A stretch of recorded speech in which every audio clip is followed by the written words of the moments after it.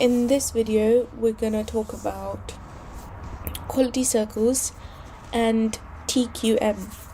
So, quality circles or quality control circles are small groups of workers, about 5 to 20, in the same area of production who meet regularly to study and solve problems. Quality control circles started in America, where it was felt that workers would feel more motivated if they were involved in the decision making of the product or the production process of the product, or the decision making revolved around the production of the product. So if people felt they were more involved within that process, they would feel more motivated, and that would encourage them to put in more effort and produce quality products. I guess we're going to talk a bit more about quality circles when we talk about TQM as well, because quality circles are part of the TQM process in business. So let's focus on total quality management, or TQM. So errors are costly for the business. TQM is a tool which allows businesses to make sure that everything is done right for the first time. So it's a management tool, it's a quality management tool which a business uses to make sure that in production, everything is done properly and to the best quality. It reduces the chances of errors. When we talk about total quality management, we will be hearing about quality chains. And quality chains are when employees form a series of links between customers and suppliers in the business. And that helps them monitor what's going on and whether or not the product is of the best quality or not, whether or not each step of the way, each step of the production process is being carried out in the right way, in the proper way. There will only be improvement in quality if there's a company-wide policy. So total quality management is a process which involves quality chains, and also it involves having a company-wide policy on quality, so that everyone is on the same page and everyone knows that yes, this is our focus and that's what we have to do. Consumers' needs will only be satisfied if the business has control over the product or service's quality.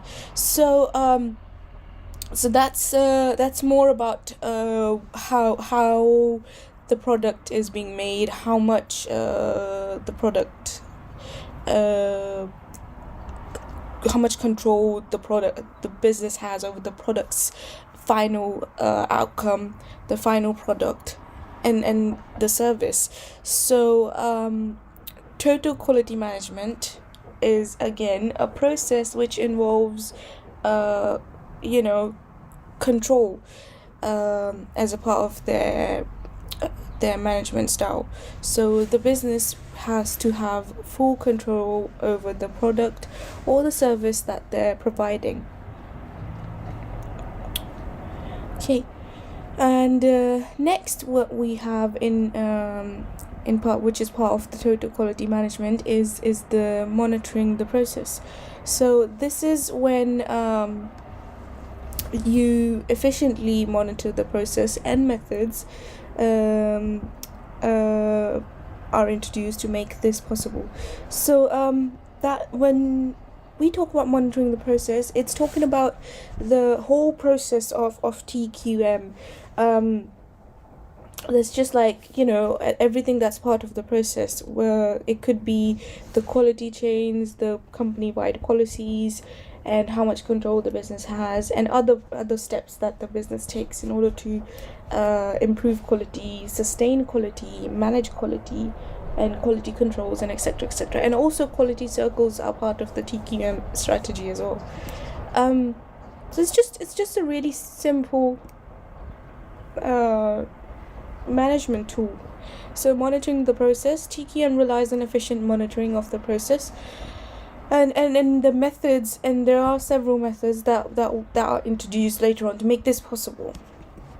TQM also relies on teamwork, and it's also part of the TQM that teamwork is the most effective way of solving problems. So if you've got a business and your employees are working together as a team, and they're doing good work, that is just TQM. That is basically a part of total quality management. So use the teamwork to work on quality of the product that you're selling, that you're making, or the service that you're delivering to the customers. Next, we've got consumer views. Firms using TQM must be committed to their customers. So again, the businesses that use TQM, they follow a certain procedure. They follow a certain set of rules. That consumer views is a big thing, a big part of TQM. So is teamwork. And we have this policy called zero defects. So the aim is to ensure that every product is manufactured is free from defects. So we have to make sure that there's nothing wrong with the product, and everything is completely okay, and it's got no defects or faults. And also, quality circles is also a part of total quality management process. And teamwork is introduced through that, through the quality circles introduced by firms. So remember when I was talking about quality circles, that exactly. So that was this is like small groups of workers, about 5 to 20, in the same area of production. They meet regularly to solve problems. That is teamwork. That's just building relationships and working as part of a team. So quality circles induce that teamwork, and they stress on that teamwork process, which I was talking about. Okay, so that's TQM. Using TQM, now that we know what it is, what it actually is, what is TQM? It's a process which helps businesses manage quality, and it's a tool which businesses use, and they use and TQM involves a number of sub steps, which is like quality circles, quality chains, monitoring and control, company-wide policies, etc. Now that we know that what TQM actually is, we're going to look at how TQM helps businesses. So using TQM helps businesses focus on the needs of the customers and relationships between the suppliers and customers. So remember when we talked about that, TQM means prioritizing the consumer needs. So we focus on the customer needs, and you carry out that market research and everything that you need to figure out what the needs of customers are.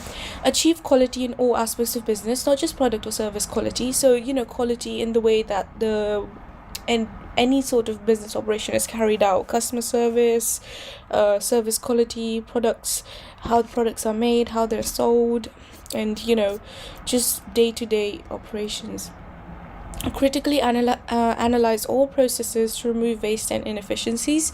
TQM helps in that. That's because TQM focuses on control and monitoring the process. And if you have control over total control and absolute control over all the steps involved in production, then you would be able to analyze all the processes to help remove waste and inefficiencies.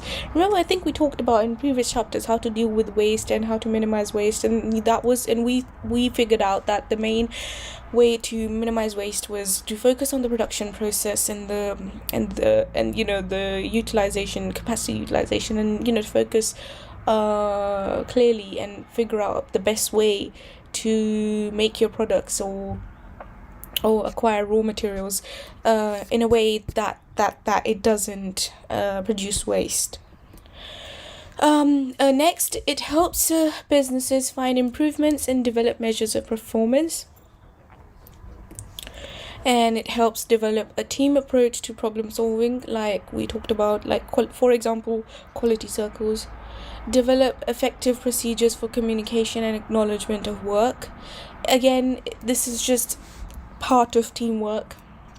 And it helps continually review the processes to develop a strategy of constant improvement. Again, TQM, that would be just Kaizen. Using TQM, so those were the benefits. However, there are some problems. There will be training and development costs for the new system, of course. TQM will only work if there is a commitment from the entire business. If you're not all on the same page, then you might as well not use this system, because it won't work, because it requires teamwork. There will be a great deal of bureaucracy and documents, and regular audits will be needed. Of course, if you're doing quality checks and you have these quality control groups, you need somebody to supervise them and take care of the problems, and admit that may be a problem for small firms. Stress is placed on the process and not the product. So again, the production process is the where the stress is, all of the focus is going to be placed on, and maybe sometimes the product may just slip. Kaizen, continuous improvement in every aspect of life. Kaizen is the main difference between Western and Japanese methods of improving efficiency. Western methods tended to be one-offs. What this means is that you find a problem and you fix the problem and that's it. What Kaizen is, it's like you continuously look for improvements that can be made, so you don't stop.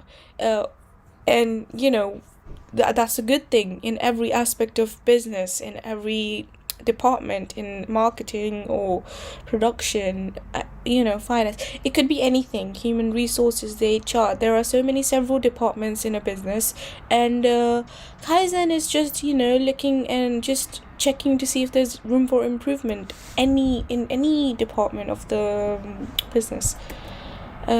Eliminating waste is an important part of Kaizen. Competitive advantage from quality management. Now that we looked at quality control, quality assurance, quality circles, we've looked at the TQM and the good things and the bad things about it. Now we're gonna get on to why do businesses actually do this. Why would any business want to use a process or a system or a tool called TQM?